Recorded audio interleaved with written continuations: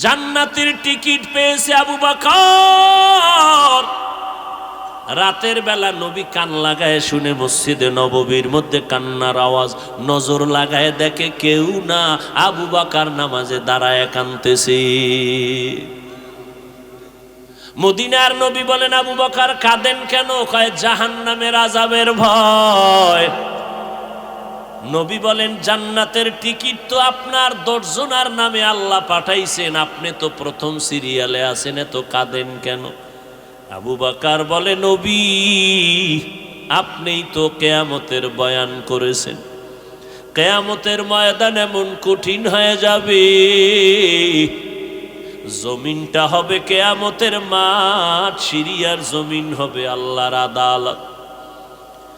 সমস্ত মানুষ দাঁড়াবে উলঙ্গ। আল্লাহ পাক রাগান্বিত একটা আওয়াজ দিবেন, লিমানিল মুলকুল ইয়াউম লিল্লাহিল ওয়াহিদিল কাহ্হার। আল্লাহ বলবেন, আজ দুনিয়ার এ রাজা বাদশারা, এ বাহাদুরেরা বল, হাসরের ময়দানের বাহাদুরি আর রাজত্ব কার? কেউ কথা বলতে পারবে না। আল্লাহ পাকের আওয়াজে হাসরের ময়দানটা থরথর করে কাঁপা শুরু হবে। আমার আল্লাহ আবার নিজেই জবাব দিয়ে বলবেন, লিল্লাহিল ওয়াহিদিল কাহ্হার। আজকের দিনের রাজত্ব মহারাগে রাগান্বিত আল্লাহর। ওই হাসরের ময়দানে সূর্যকে আল্লাহ বলবে, নিচে নাম, যত তাপ আছে সব তাপ জমিনে ছাড়িয়া দাও। সূর্যের তাপে জমিনটা, মাটির জমিন পুড়িয়া তামা হয়ে যাবে। অন্যদিকে জাহান্নামের আওয়াজ, জাহান্নাম বলবে, আল্লাহ বেনামাজি গুনাহগার গুলো তাড়াতাড়ি আমার পেটের মধ্যে দাও, পেটে বড় ক্ষুধা। ও নবী আপনিই তো বলেছেন ওই হাসরের ময়দান এত কঠিন হবে যে নবীদের কোনো গুনাহ নাই, সেই নবীরা পর্যন্ত নাফসি নাফসি বলে কান্না করবেন। ইব্রাহিম নবী কাঁদবেন, আল্লাহ আমারে বাঁচাও। মূসা নবী কাঁদবেন, আল্লাহ আমারে বাঁচাও। ইব্রাহিম নবী কাঁদবেন, আল্লাহ আমারে বাঁচাও। ঈসা নবী কান্না করবেন, আল্লাহ আমাকে বাঁচাও। উম্মতের কথা মূসা নবী ভুলিয়া যাবেন, ঈসা নবী উম্মতের কথা ভুলে যাবেন, ইব্রাহিম নবী উম্মতের কথা ভুলিয়া যাবেন। সবাই কাঁদবেন, নবী আমাকে, আল্লাহ আমারে বাঁচাও। আম্মা জান আয়েশা রাদিয়াল্লাহু আনহা বলেন, মায়ার নবী আমার রুমের মধ্যে বসে বসে দেখলাম গুনগুন গুনগুন করে কান্না করেন। আমি আয়েশা বললাম, নবী আপনি কেন কান্না করেন? বলে, হাসরের ময়দানের আযাবের ভয়ে কান্না করি। কেমন আযাব যে নবীরা পর্যন্ত উম্মতের ভুলিয়া নাফসি নাফসি বলে কাঁদবেন। ওই সময় আম্মা জান বলেন, আয়েশা বলেন, নবী আপনি কি করবেন এই মুসিবতের সময়? মায়ার নবী বলেন, ও আয়েশা আমি রহমতের নবী মাকামে মাহমুদে আল্লাহর আদালতে সেজদায় পড়ে কাঁদবো, আমাকে বাঁচানোর কথা বলবো না, আমি আল্লাহর কাছে কান্না করে বলবো, আল্লাহ আমার উম্মতেরে বাঁচাও, আমার উম্মতেরে বাঁচাও, একটা উম্মত যেন জাহান্নামে না যায়। নবীজির কান্না দেখে আমার আল্লাহ বলবে, নবী আপনি কাঁদবেন না, আপনার উম্মতগুলো বাছাই করে করে জান্নাতের পথে নিয়ে যান। আম্মা জান আয়েশা বলে, নবী আপনি কোটি কোটি মানুষের মধ্যে চিনবেন কিভাবে আপনার উম্মত? নবী বলেন, ও আয়েশা আমার উম্মতেরা যারা 5 বেলার ওযু বানাইয়া 5 বেলার নামাজ পড়বে, ওযুর অংশগুলো নূরের আলোতে ঝলমল করতে থাকবে, আমি নবী দেখিয়া বাসিয়া সব জান্নাতের গোড়ায় নিয়ে যাব। ও নবীর উম্মতের দল, ও যুবক, ও বৃদ্ধ বাবাজি, পর্দার আড়ালের আম্মা জানেরা, এজন্য 1500 বছর আগে পয়গম্বরের সাহাবী হযরত আলী রাদিয়াল্লাহু তাআলা আনহু, যেই আলী 10 বছর বয়সে নবীর হাতে কালেমার দাওয়াত কবুল করেছেন,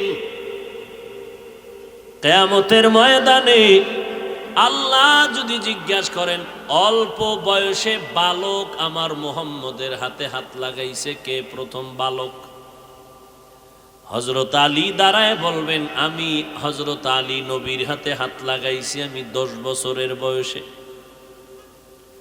মদিনার নবী বলেন, এই আলীরে আমার আল্লাহ এত ইলম দান করেছেন, আমি মুহাম্মদ দোয়া করেছিলাম আনা দারুল হিকমা ওয়া আলিয়ুন বাবুহা, আমি ইলম ও হিকমতের ঘর আর আমার ইলমের দরওয়াজা হলো আমার সাহাবী আলী।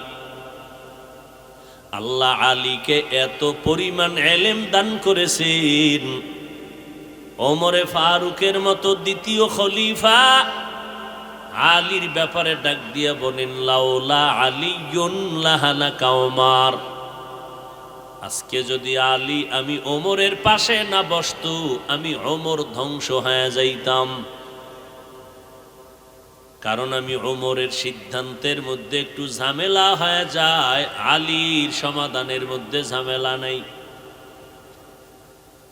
সুন্দরী এক নারী ওমরের খেলাফতের মসনদে দাঁড়ায় গেল। খলিফাতুল মুসলিমিন হযরত ওমর আদালতে বসে আছেন, পার্শ্বে হযরত আলী।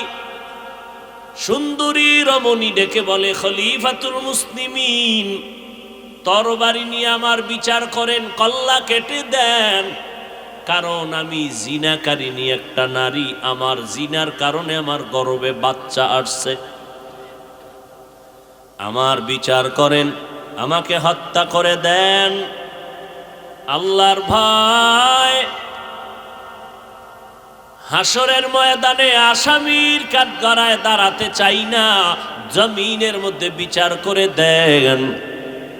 ওমর বলে, জল্লাদ তরবারি নিয়ে ওই নারীর কল্লা ফালায় দেওয়ার জন্য রেডি হও। হযরত আলী কয়, সাবধান, খলিফাতুল মুসলিমিন এমন সিদ্ধান্ত দিবেন না যেই সিদ্ধান্তের মধ্যে গিয়া বিচারের একটা আওতায় পড়িয়া আবার জুলুমেরও শিকার হয়ে যাবে। হযরত ওমর থমকে দাঁড়ালেন। আলী বলেন, কি বিষয়? বলে, এই যে মহিলাটাকে হত্যা করার জন্য জল্লাদকে আদেশ দিলেন, জিনা করার কারণে মহিলার বিচার হবে সত্য, তবে মহিলার গর্ভের বাচ্চাটার তো কোনো অপরাধ নাই। ওমর বলেন, তো সমাধানটা আপনিই দিয়া দেন। আলী বলে, আম্মা জান, নিশ্চিন্তে বাড়িতে চলে যাও, আরামে খাও, আরামে ঘুমাও, সন্তান তুমি শান্তভাবে দুনিয়াতে প্রসব করো। সন্তান যখন দুনিয়াতে আসবে সুন্দরভাবে হক আদায় করে লালন পালন করো। সন্তানের বড় বানাইয়া নিজ পায়ে দাঁড়াইয়া চলার মতো যখন বুঝ হয়ে যাবে, সন্তানটারে নিজের পায়ের উপরে রাইখা তারপরে আদালতে আসবা, তারপরে তোমার বিচার হবে, বাচ্চার নয়। ওমর ডাক দিয়া কয়, রে আলী, তুমি যদি এই মুহূর্তে আমার পার্শ্বে না থাকতা, আমার সিদ্ধান্ত আমাকে ধ্বংস করে ফেলতো। লাউলা আলিয়ুন লাহালাকা ওমর, ইলমেরা এজাজু করদান বেহিসাব, খলকেরা দাদান জবাবে বাসওয়াব, হক না দারত দোস্তে খলকা জারেরা, নিস্তে ই খসলত একে দিনদারেরা। সেই আলী দুনিয়াদারকে বলতেছেন, আর দুনিয়া জিফাতু ওয়া তুল্লাবুহা কিলাব, এই দুনিয়াদারেরা ভালো করে শোন, দুনিয়া হলো একটা মৃত্যু জন্তুর মতো, এর পেছনে যারা দুনিয়া দুনিয়া করে দৌড়ায় এরা কুত্তা। এরা কি? কে কয়? হযরত আলী। দুনিয়ার পেছনে যারা দৌড়ায় এরা দুনিয়ার কুত্তা। দুনিয়াটা মৃত্যু জন্তুর মতো। মৃত্যু জন্তু যদি কেউ মরা গরু পায়, মরা জন্তুটারে 3 শ্রেণীর প্রাণীরা খাওয়ার জন্য দৌড়ায়। শিয়ালে খায়, শকুনে খায়, কুকুরেও খায়। হযরত আলী শিয়ালের কথা না বলে, শকুনের কথা না বলে কুত্তা বললেন কেন? দুনিয়াদারকে কেন শিয়াল না বলিয়া, শকুন না বলিয়া কুকুর কেন বলছেন? বলে মরা জন্তুটাকে 3 শ্রেণীর প্রাণী খাওয়ার মধ্যে কুত্তা বড় খারাপ। শিয়ালে রাতের বেলা খায়, দিনে খায় না। শকুনে দিনের বেলা খায়, রাতে খায় না, ভদ্র রেস্টে থাকে। কুত্তা এত বড় খারাপ, দিনেও খায়, রাতেও খায়, দিনেও খায়, রাতেও খায়, দিনেও খায়, রাতেও খায়। দুনিয়ার পেছনে যারা দৌড়ায় এরা শিয়াল না, এরা শকুন না, এরা কুত্তা। নামাজে বইয়াও দুনিয়া, ঘুমের ভিতরে দুনিয়া, মসজিদে ঢুকলেও দুনিয়া, জোরে জোরে চিল্লায়। লেখা আছে দুনিয়াবি কথা বলা হারাম, এরপরও কথা কয়। ইমাম সাহেব বাধা দিলে ফজরের আগে চাকরি নাই। কারা কথা কয়? সমাজের বড় বড় মাতাওয়ালা সুদখোরেরা, যারা 24টা ঘন্টার সেকেন্ডে সেকেন্ডে সেকেন্ডে মায়ের সাথে জিনার গুনায় লিপ্ত। এই সুদের সাথে যারা জড়িত, এদের নামাজ কবুল হবে না, হজ কবুল হবে না, তেলাওয়াত কবুল হবে না। মাদ্রাসায় দান করলে সওয়াব নাই, মসজিদ বানাইলে সওয়াব নাই, মোনাজাত দিলে জীবনে একটা মোনাজাত কবুল হবে না। আল্লাহ কয়, রে বেঈমান, রেডি হইয়া যা, আমি আল্লাহ তোর সাথে যুদ্ধ করার জন্য রেডি। কত বড় রাগের কথা! আল্লাহ যুদ্ধ করতে চায় সুদখোরের সাথে। ইয়া আইয়ুহাল্লাযীনা আমানুত্তাকুল্লাহ ওয়া যারু মা বাকিয়া মিনার রিবা ইন কুনতুম মুমিনিন। ও মুমিন, আল্লাহকে ভয় কর, সুদের থেকে নিজেকে বাঁচাইয়া রাখ যদি মুমিন হইয়া বাঁচতে চাও। ফা ইল্লাম তাফআলু, যদি গাদ্দারি করিয়া হারাম খাও, ফাযানু বিহারবিম মিনাল্লাহি ওয়া রাসূলিহি, রেডি হয়ে যা, আল্লাহর পক্ষ থেকে রসুলের পক্ষ থেকে যুদ্ধ হবে, তোর সাথে রেডি থাক। সুদের খাতায় নাম লেখাইয়া যতবার হজ করবি একটা লাব্বাইক কবুল হবে না। সুদের খাতায় নাম লেখাইয়া যতবার সেজদা দিবি, নামাজ পড়বি, কবুল হবে না। সুদের খাতায় নাম লেখাইয়া কোরআন তেলাওয়াত করবি, সওয়াব পাবি না। সুদের খাতায় নাম লেখাইয়া যতবার মোনাজাত দিবি, একটা মোনাজাত কবুল হবে না। তওবা না করিয়া যদি মরিয়া যাও, আল্লাহর কোরআনের ঘোষণা, চিরস্থায়ী জাহান্নাম। ইয়া আইয়ুহাল্লাযীনা আমানুস্তাঈনু বিস-সাবরি ওয়াস-সালাহ, সাহায্য প্রার্থনা করো মুমিন। কেন? বলে জান্নাত কামাই করা লাগবে দুনিয়ায়, কিন্তু তুমি কেমনে কামাই করবা? তুমি তো দুর্বল, খানার বেলায় দুর্বল, ঘুমের বেলায় দুর্বল, মেধার বেলায় বড় দুর্বল। একটা রাত্র ঘুমাইতে যদি কোনো বান্দা না পারে, পরের দিন তার ব্যবসা চলে না। কি হুশ নাই, কথার কোনো ব্যালেন্স নাই। আল্লাহ দুনিয়ার মানুষের জন্য রাতের ঘুমটা দিলেন শরীরের মহা একটা ঔষধ। সকালবেলা ঘুমাবি সন্ধ্যা পর্যন্ত, যুবক 12 ঘন্টা ঘুমাইয়াও রাতের 1 ঘন্টা ঘুমের বরকত পাবি না। আর সেই রাতের ঘুমটা যদি জবাই করো, মোবাইলের দিকে তাকাইয়া তাকাইয়া নাচ গান দেখে কবিরা গুনাহ করে করে সারাটা রাত কাটায় দাও, মরার আগেই তোর কপালে জুতার বাড়ি লিখিয়া রাখ। এখনই তো তোর আয়নার সামনে তাকায় দেখ, তোর চেহারার দিয়ে তাকাইলে মায়া লাগে না, উজ্জ্বলতা নাই। যাদের কলবের চক্ষু খোলা আছে তারা দেখলেই বুঝে তুই রাতের বেলা কয়টা কয়টা আকাম করেছো। যাদের কলবের চক্ষু খোলা তারা কপালের দিয়ে তাকাইলেই বুঝে ফেলবে তুই রাতের বেলা কি পরিমাণ গুনার কাজ করেছো। তুই গুনাহগার, মোবাইলটা চালাইয়া সারাটা রাত কবিরা গুনাহ করছো, তোর উপরে আল্লাহর লানত, তোর উপর ফেরেশতাদের অভিশাপ, তোর মা বাবার অভিশাপ। এই কারণে দেখছো মোনাজাতে কত বান্দা কান্না করে, তোর চোখে এক ফোঁটাও পানি আসে না। এরে চারটিখানি কথা না রে বাবা। ওই থানার মধ্যে নিয়ে পুলিশে আসামিরে জনমের মতো বেত্রাঘাত করে, কোনো চোখে পানি নাই। আর আল্লাহওয়ালারা বয়ান করে ময়দানের মধ্যে কত যুবক হাউমাউ করে কান্না করে। ওরে বাবা একটু চিন্তা কর, পুলিশে পিটাইলো কাঁদে না, আর ওয়াজের প্যান্ডেলে কেমনে কান্না করে, চোখের পানি এমনে বের হয় না। বল ওরে কে বেত্রাঘাত করলো? এরে নবীর উম্মতের দল, আজকে তোর চোখে পানি না আসার কারণ হলো তোর উপরে আমার আল্লাহ বেজার। কয়দিন আর বাহাদুরি করবি রে বাবা? যত বড় বাহাদুর দাবি করো, নমরুদের মতো বাহাদুর হতে পারবি না, ফেরাউনের মতো বড় বাহাদুর হতে পারবা না, সাদ্দাত কারুন হামানের মতো বাহাদুর হতে পারবা না। আমার আল্লাহ ওই নমরুদের মতো বেঈমানের ধ্বংস করতে একজন ফেরেশতাও পাঠায় নাই, একটা অসুস্থ মশা সাথে জুতা। এই যুবকেরা, সে আল্লাহ আসেনি? মশা আসেনি? জোতা আসেনি? তাহলে পায়ের থেকে জুতা গালে আইতে কয়াতের দূরত্ব?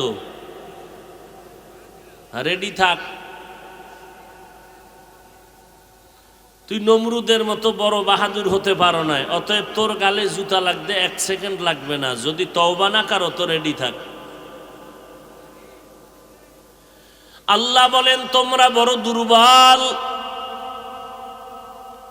কোহে কাফ একটা পাহাড়, ওই পাহাড়ে প্রাণী বসবাস করে, সিমর্গ। দৈনন্দিন খানা ছিল তার 40টা মোটা তাজা হাতি। কে খাওয়ায়? গর্তা ওয়াকুল মিকুনি হার সবহ শাম মিরাসানা দরিস্কে তু আজলা মাকাম। বড় বড় সাগর সমুদ্রের মধ্যে নীল তিমি আছে, নীল রঙের তিমি মাছ। এক একটা নীল তিমির প্রতিদিনের খাদ্য তালিকা হলো 1000 কেজি চিংড়ি মাছ। কে খাওয়ায়? ওয়াতারযুকু মান তাশাউ বিগাইরি হিসাব।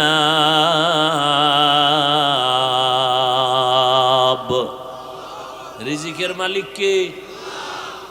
কয়দিনের জন্য? দুনিয়ার কোন মানুষের আল্লাহ রিজিকের মালিক বানায় নাই। এই দুনিয়ার মানুষেরা আল্লাহ রিজিকের মালিকানা রেখেছেন, তার কাছে এত ভয় কেন পাও? হায়াতের মালিক আমার আল্লাহর হাতে, দুনিয়ার কারো হাতে হায়াতের চাবি দেয় নাই, এত ভয় কেন দুনিয়াওয়ালারে পাও? ডাক্তার মানুষেরই সুস্থ বানায়, ডাক্তার সুস্থ বানানোর মালিক না। যদি মালিক হইতো ডাক্তার অসুস্থ হতো না। মরণ দেওয়ার মালিক আমার আল্লাহ, কোনো মানুষের হাতে নাই। অতএব দুনিয়াওয়ালার এত কেন ভয় পাও? ওই আল্লাহর মোহাব্বত অন্তরে জমা করো। দুনিয়াতে জান্নাতটা কামাই যদি করতে চাও, একা একা পারবা না, কারণ তুমি আমি জন্মগত দুর্বল। আবার যেই দুনিয়ার জমিনে বৈশা আমল করব, সেই জমিনটা বড় নাপাক। চোখ দুইটা যেদিকেই ঘুরাই, গুনা গুনা গুনা গুনা গুনা। আজ এই রূপসা এলাকার ভেতরে বেহেশতের বাগান, যেই বাগান সম্পর্কে আমার পয়গম্বর বলেন এত দাম, এই বাগানে বসার সাথে সাথে সবার গুনাহ মাফ হয়ে গেছে। কিন্তু এরপরও ভয় লাগে। কত কপাল পোড়া বাড়ির থেকে বলে আসছে রূপসা স্ট্যান্ডে বয়ানে যাই, কিন্তু কপাল বড় খারাপ। বয়ানে যাই কইয়া প্যান্ডেলে ঢুকতে পারে নাই, দোকানপাটে আড্ডা দেয়, বিড়ি টানে, আর গুনার গল্পে গুজবে লিপ্ত। আর এক দল প্যান্ডেলে বৈশাও কপাল খারাপ, মোবাইল নিয়ে ব্যস্ত, বয়ানটা কলবে ঢুকাইতে পারল না। আর এক দল কপাল ভরা বয়ানে বসছে ঠিক, কিন্তু মোনাজাত না দিয়ে চলে যাবে, কান্না নাই তওবা নাই, আসছে যেমন চলেও তেমন যাবে, কান্না নাই তওবার সুযোগ নাই। কিছু কিছু কপাল পোড়ারা দেখবা ইচ্ছা কইরা চইলা যায়, কারণ বুঝতে পারে এখন বুঝি হুজুরে কান্দাইব, তওবা করবে, আমি হাত তুলতে বলবে আর আগেই ভাগি। আবু জাহাল মোনাজাতের আগে চলে যায় কপাল পোড়া, 2 ঘন্টা বসিয়া বয়ান শুনে 5 মিনিটের জন্য বসিয়া মোনাজাতটা দিতে পারে না, কপাল পোড়া। এই মোবাইল নিয়ে যারা ব্যস্ত হয়ে গেছো রে বাবা, তোমার কপাল বুঝি খারাপ হয়ে গেছে। এই মোবাইলে বলো তোমাকে জাহান্নাম পর্যন্ত না নিয়ে থামবে না। তুমিও মান্যত করেছো মোবাইল নিয়ে জাহান্নামে গেলে যাব, যেই কারণে মোবাইলের কলবে ঢুকাইয়া মায়েরে গালি দিছো, বাবারে গালি দিছো। এই বেয়াদব, মোবাইলের মোহব্বতে মা কইছে বন্ধ কর, মায়েরে গালি দিছো। এই বেয়াদবেরা, বাবায় বলছে মোবাইলটা বন্ধ কর, বাবারে গালি দিছো। কলেজ ভার্সিটি স্কুলের শিক্ষক বলছে মোবাইল চালাবি না, শিক্ষকের সাথে বেয়াদবি করেছ। কি বাবার টাকা আছে এই বাহাদুরি? তোর কপালে মরার আগে জুতার বাড়ি লিখে রাখ। মোবাইলের কারণে বড় বড় মুরব্বীদের সাথে বেয়াদবি করেছো, মোবাইলের কারণে কত মানুষের তুই গালি দিছো মনে মনে। এই মোবাইলের কারণে তোর কিডনি খারাপ, চোখের পাওয়ার নাই, ব্রেন নাই, হার্ট দুর্বল, তোর খবর নাই। এই মোবাইলের কারণে মা বাবা সন্তানের হক আদায় করে না, সন্তান মা বাবার হক আদায় করে না, ভাই ভাইয়ের হক আদায় করে না, স্ত্রী স্বামীর হক আদায় করে না, স্বামী স্ত্রীর হক আদায় করে না, সারা রাত সারা দিন মোবাইলের গুনাহ করে, গুনাহ। এমন একটা সাইড নাই যে মোবাইল তোমার আক্রমণ করে না। মোবাইলের কারণে লেখাপড়া নাই, মোবাইলের কারণে বান্দা তোমার রাতের আদরে আল্লাহর দেয়া নিয়ামতের ঘুম শেষ। এই মোবাইলের কারণে মায়ের টাকা, বাবার পকেটের টাকা চুরি করে সরে সন্তান। তাহলে তুই তো চোর, বাবার টাকা চুরি করেছ, তুই চোর। বাইরের চোরে যদি তোর বাবার টাকা কাইটা নিয়ে যায়, তোর বাবার তেমন কোনো ক্ষতি হবে না। যুবকেরা লিখে রাখ, কিন্তু তুই সন্তান হইয়া যদি বাবার টাকা চুরি করো পকেট থেকে, তোর বাবায় যদি কোটি টাকাও কামাই করে, তোর বাবার কামাইতে বরকত হবে না। বাইরের চোরে নেওয়ার থেকে তুই চুরি করা আরো ক্ষতি। মোবাইল চালানোর জন্য টাকা চুরি করছো মায়ের আর বাবার, এই চুরি করতে করতে করতে করতে এক সময় বড় চোর হয়ে যাবে। এই মোবাইলের কারণে নামাজ নাই, মসজিদে ঢুকবা সেখানেও ঝামেলা। মোবাইলে এমন এক রিংটোন লাগাইছো, আল্লাহর সাথে বান্দার মোহব্বতের মাঝখানে মোবাইলের রিংটোন সব ধ্বংস করে দিল। এই গজব বেঈমানেরা এক রাত্রে বানায় নাই, শত শত বছর ফিকির কইরা এই গজবটারে বানাইছে। পকেটে লইয়া ঘুরবি জাহান্নামের ফ্যাক্টরি। অথচ দেখ আল্লাহ কিন্তু কত দয়ার মালিক, দুনিয়ার মানুষের এমন সুন্দর সুযোগ দিয়েছে যে মোবাইল কেমন একটা জিনিস যে তুই মোবাইলটা খুললেই যে দেখবি গুনাহ তা না। তুই কোরআন তেলাওয়াত শুন, মক্কা শরীফের ইমামের তেলাওয়াত, মদিনা শরীফের ইমামের তেলাওয়াত, আমাদের আহলে হক আলেমদের কত সুন্দর বয়ান, এটিও তো আছে, এটি শুনবে না।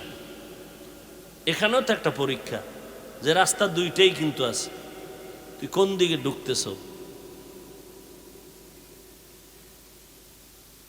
সারাটা রাত কানের মধ্যে গানের তার লাগাইয়া ঘুমাও, আজরাইল যদি আইসা দেখে তুই গান শুনতেছ,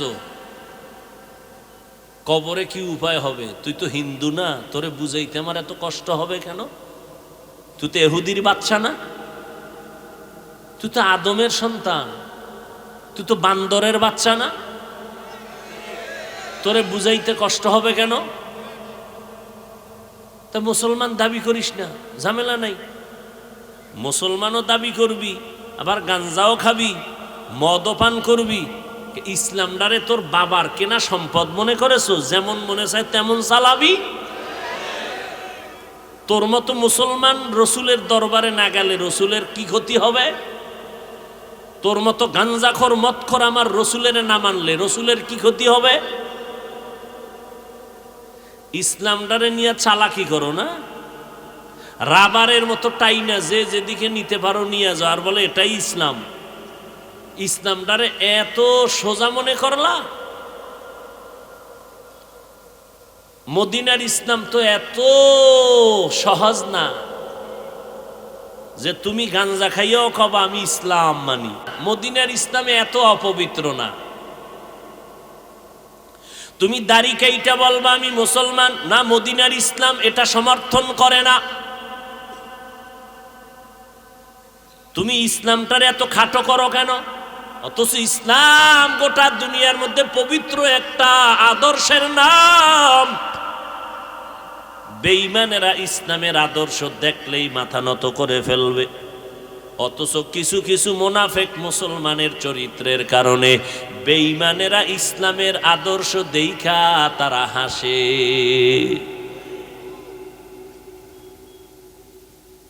জান্নাত পাওয়া সোজা না, এতক্ষণ আলোচনা কলবে ঢুকলে টের পাবা জান্নাত কত কঠিন। জান্নাত পাওয়া যদি সহজ হইতো তো আবু বকরের মতো সাহাবী জান্নাতের টিকিট পাওয়ার পরেও সারাটা রাত্র নামাজে কাঁদলেন কেন? ও ইসলামের ব্যানারওয়ালা বাতেলেরা, কালা চশমা লাগাইয়া হুজুরে লাইভে আইসা কয় এত কান্না লাগে না।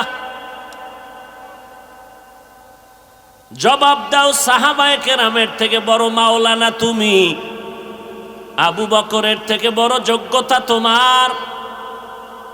জান্নাতের টিকিট পেয়েছে আবু বকর।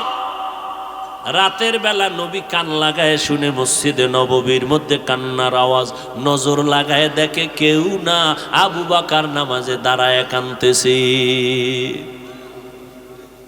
মদিনার নবী বলেন আবু বকর কাঁদেন কেন? কয় জাহান্নামের আযাবের ভয়।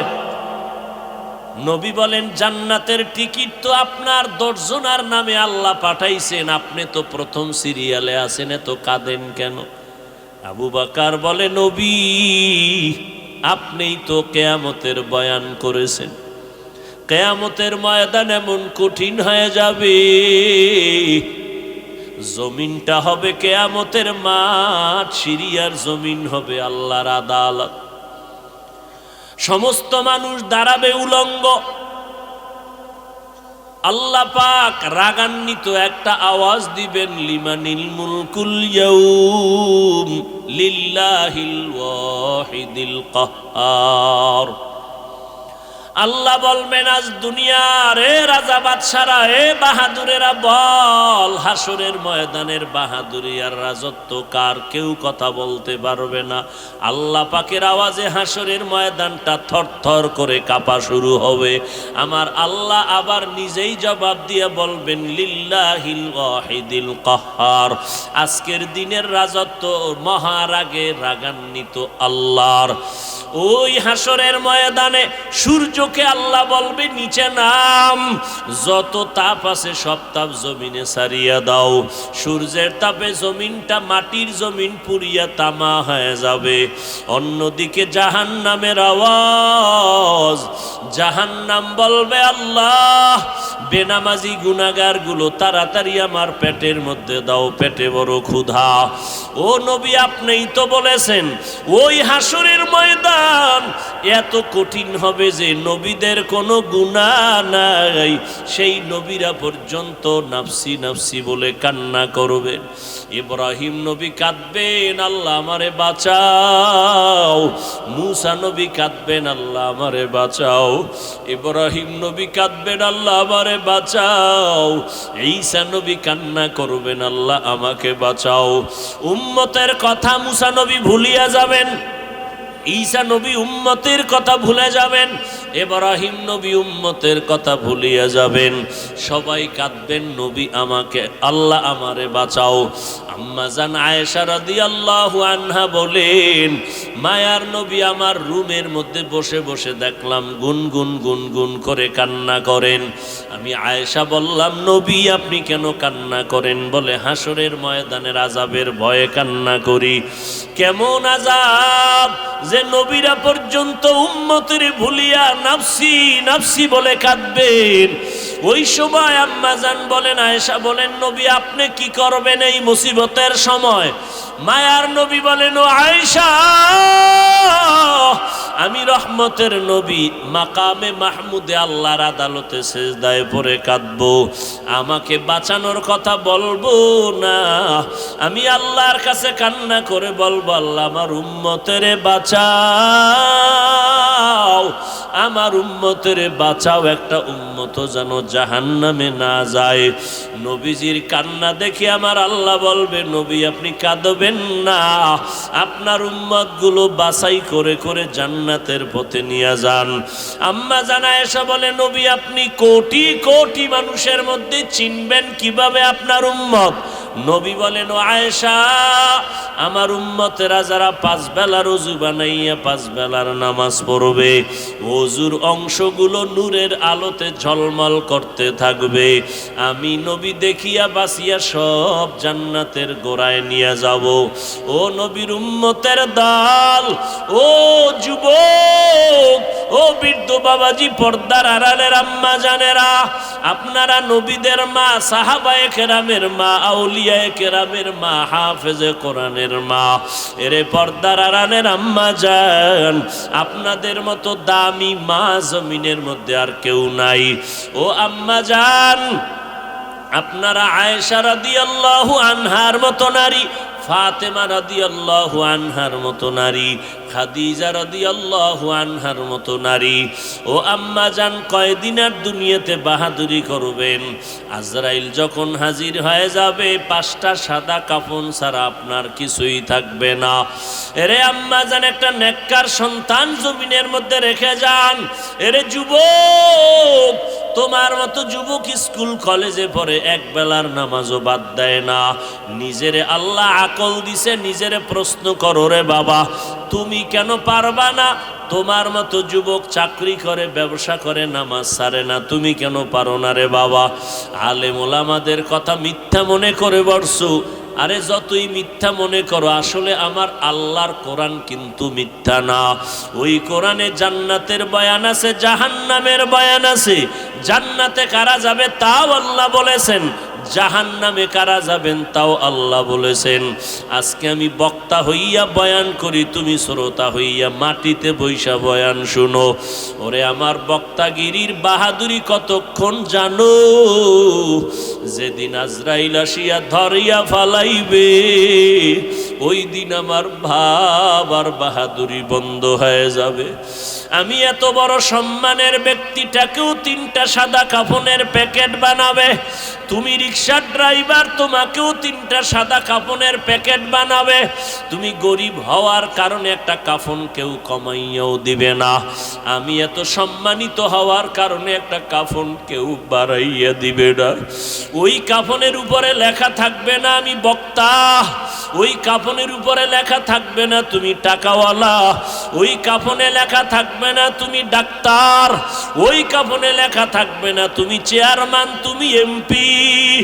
ওরে রিকশাওয়ালার লাশটাও যেমন ওরে ধনী গরিব সবার লাশের হালাত একই হয়ে যাবে রে বাবা।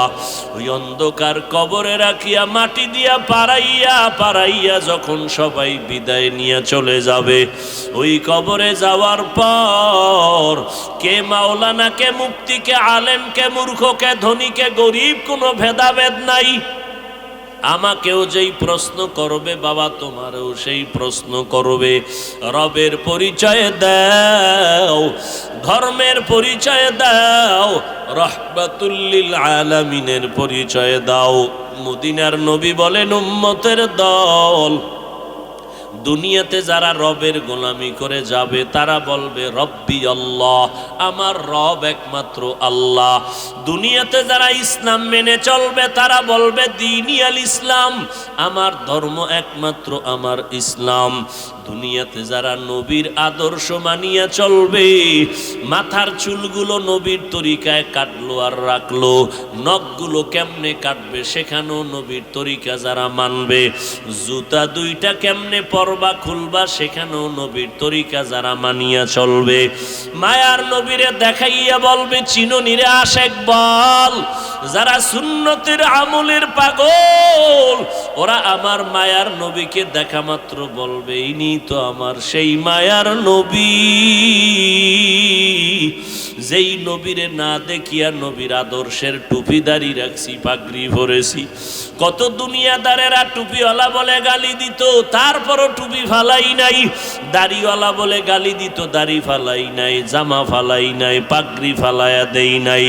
আমার আল্লাহর নবী বলেন, সাথে সাথে আল্লাহ গাইবি একটা আওয়াজ দিয়া বলবেন, ও কবরের ফিরিস্তা, আমার বান্দাটারে আর সময় নষ্ট করিও না, এখনই কবরে জান্নাতের বিছানাটা দাও, জান্নাতের সাথে রাস্তা বানায় দাও, কবরটারে বড় বালাখানা বানায় দাও। আল্লাহর নবী বলেন, যারা রবের গোলামি না করিয়া ইসলাম না মানিয়া নবীর সুন্নতের জবাই করিয়া কবরে যাবে তওবা না করিয়া, এদেরকে যখন প্রশ্ন করা হবে রবের পরিচয় দাও, ধর্মের পরিচয় দাও, রাহমাতুল লিল আলামিনের পরিচয় দাও। দুনিয়াতে যারা রবের গোলামি করে না, ইসলাম মানে না, সুন্নত মানে না, এই কপাল পোড়া বেনামাজি গুনাহগারেরা যখন কবরে যাবে প্রশ্ন করা মাত্র বলবে হা হা লা আদরি, বড় আফসোস আফসোস আমি কিছুই জানি না।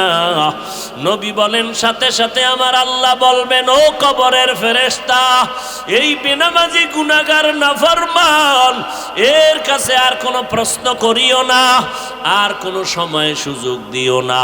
আমি আল্লাহ দুনিয়াতে কম সময় দেই নাই, আমার দেওয়া নিয়ামত পেয়ে শুকর আদায় করে নাই, নামাজ পড়ে নাই, পর্দা করে নাই, হালাল খায় নাই।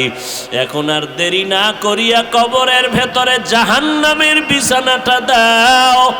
কবরের ভিতরে একটা না দুইটা না 99টা সাপ।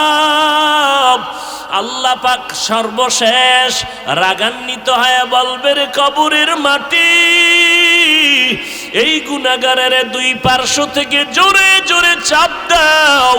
এত জোরে কবরের মাটি চাপ দিবে পাঁজরের হাড়গুলো চুরমার হয়ে যাবে। ও আল্লাহর বান্দারা কই, টাকাওয়ালারা কই গেল, বাড়িওয়ালারা কই গেল, বাড়ি ভরে রইল, বাড়িওয়ালারা কেউ নাই। ও আল্লাহর বান্দা, যত বড় বাহাদুরি করো, 3টা সাদা কাফন ছাড়া কবরে কিছুই নিতে পারবা না। আল্লাহর কাছে তওবা করো, আল্লাহর সাহায্য ছাড়া চলা যাবে না। কারণ আমরা বড় দুর্বল, আমার আল্লাহ সবল। আল্লাহর সাহায্য নিয়ে তওবা করো, আর আল্লাহর কাছে বলো, আল্লাহ হায়াতের মালিক আল্লাহ, মরিয়া গেলে যাব, বেঁচে থাকলে থাকবো, আর নবীর সুন্নতের বিপরীত চলবো না, নামাজ ছাড়বো না, বেপরদায় চলবো না, মা বাবারে কষ্ট দিব না। ও যুবকেরা, মা বাবার দোয়া নিয়ে সামনে আগাও। তোমার মতো যুবক লেখাপড়া করে, স্কুল কলেজে নামাজ পড়ে, তুমি কেন পারবা না রে বাবা? এখনো সময় আছে, তওবা করে নেও। আর নামাজ ছাড়বা না, দাড়ি কাটবা না, বেপরদায় চলবা না, মা বাবার বিরোধিতা করবা না, উলামায়ে কেরামের পরামর্শ নিয়ে চলবা। তওবা যদি খাঁটিভাবে করতে পারো, আমার আল্লাহর সাথে সাথে মাফ করে দিবেন। আল্লাহর কাছে বলতে থাকো, রে মালিক, আমাদের তওবাওয়ালা জিন্দেগি দান করেন, তওবার উপরে মজবুত হইয়া চলার মতো তৌফিক দান করেন, আমিন। আলহামদুলিল্লাহি রাব্বিল আলামিন। والصلاة والسلام على سيد الأنبياء والمرسلين وعلى آله وأصحابه أجمعين يا أرحم الراحمين يا أرحم الراحمين يا أرحم الراحمين رب ارحمهما كما ربياني صغيرا اللهم إنك عفو كريم تحب العفو فاعف عنا ও দয়ার মালিক, গুনার বোঝা নিয়ে আপনার দরওয়াজায় হাজির হয়ে গেলাম।